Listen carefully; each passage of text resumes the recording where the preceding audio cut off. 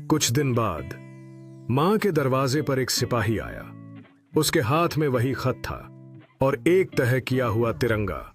मां ने कांपते हाथों से खत लिया। आंखों में आंसू थे, लेकिन चेहरे पर गर्व की एक रोशनी भी थी। सिपाही बोला, आपका बेटा आखिरी वक्त तक लड़ता रहा। उसने कई जानें बचाईं और वतन के लिए अपनी जान कुर्बान कर दी। मां ने चुपचाप झंडे को चूमा, फिर आसमान की ओर देखा और कहा, मेरा बेटा शहीद हुआ है, नाकाम नहीं। और उस दिन एक मां का दर्द पूरी कौम का फख्र बन गया। समुदाय के लोग उस मां के समर्थन में एकत्रित हुए, अपने हाथों में मोमबत्तियां और शहीद के फोटो लिए हुए। उनकी आंखों में गहरा दुख था, पर दिल में गर्व की भावना भी थी। यह दृश्य उस बहादुर सैनिक की कुर्बानी को याद कर रहा था, जिसने देश की रक्षा के लिए अपना जीवन बलिदान किया।